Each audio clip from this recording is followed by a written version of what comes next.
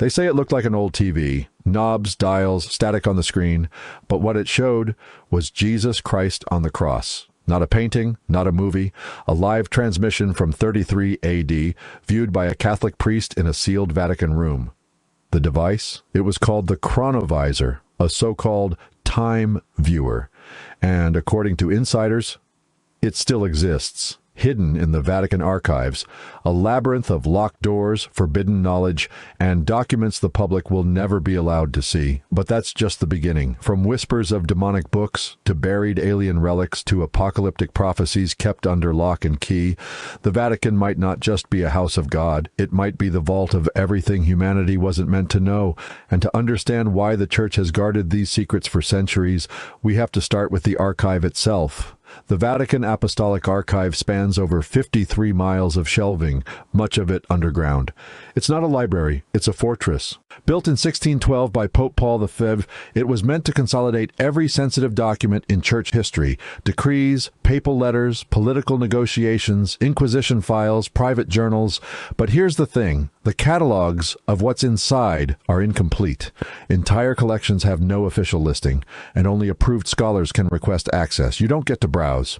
You name a document, request it in Latin, and wait to see if you're allowed. Even then, only 3 folders a day, no photos, no notes.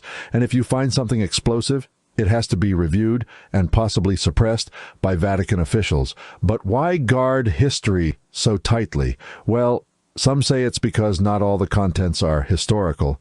Some are something else entirely. Let's go deeper. Literally. In the restricted wing of the archives, there's a book that supposedly terrifies even high-ranking clergy. It's called the Grand Grimoire, also known as Le Dragon Rouge. It's not a myth. It's real. Written in the 1500s, or possibly earlier, the book allegedly contains rituals to summon demons, make pacts, and even conjure the devil himself. But that's not the only dark text in the vault. There are rumors of another book, so sinister its name is rarely spoken aloud, the Book of Satan. No, not a metaphor. A literal manuscript said to contain counter-doctrines, blasphemous prophecies, and a vision of a world ruled not by Christ, but by the adversary. Some say it was written by a rogue priest under possession. Others claim it predates Christianity entirely. Its pages, supposedly bound in human skin. So why would the Vatican keep it? For study? For power? Or because it's true?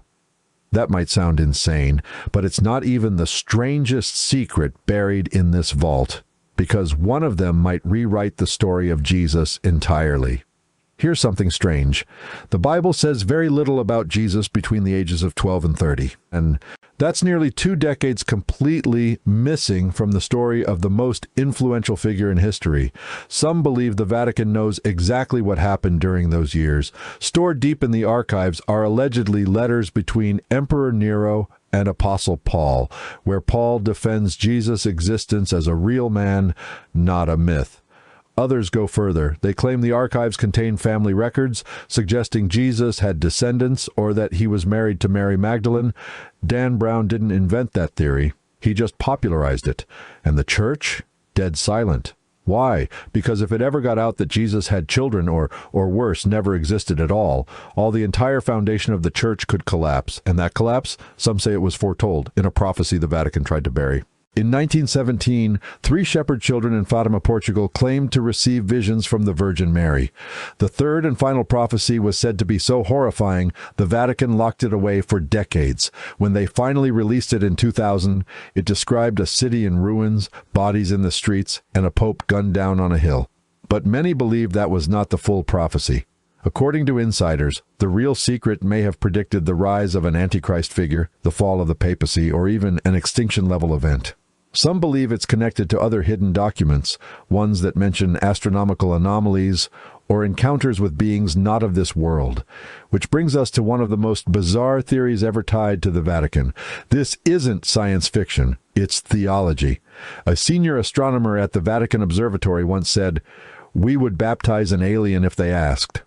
Odd thing to be prepared for, unless you've seen something.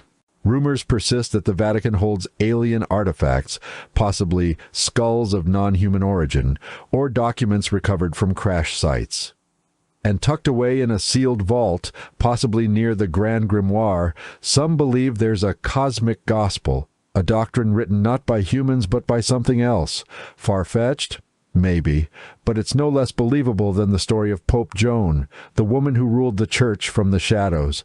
In the 9th century, a woman allegedly rose to the papacy by disguising herself as a man. She took the name Pope John Anglicus and reigned for 2 years before unexpectedly giving birth during a public procession. The crowd rioted. The church went silent. Her name? Erased, or so they thought. Hidden artwork in St. Peter's Basilica shows a pope with feminine features. A nearby alley in the Vatican, still called Via della Papessa, the Street of the Lady Pope. Some say her true story lies in a scroll buried in the archives next to forged documents, redacted gospels, and other heretical truths the church never wanted out. But perhaps the most dangerous object isn't a scroll, it's a machine. Father Pellegrino Ernetti was a Benedictine monk and a physicist. He claimed to have built a device, with help from 12 scientists and a future saint, that could view the past like television. He called it the Chronovisor. According to Ernetti, the device showed events from Roman trial to Napoleon's coronation to the crucifixion itself. The machine was reportedly dismantled by order of Pope Pius, who feared it was too dangerous. But Ernetti hinted that the church kept the blueprints. Why? Because if you could watch history, unfiltered, undeniable, you could verify truth or erase it. And that's what ties everything together. What do the archives really contain? A few dusty papal letters?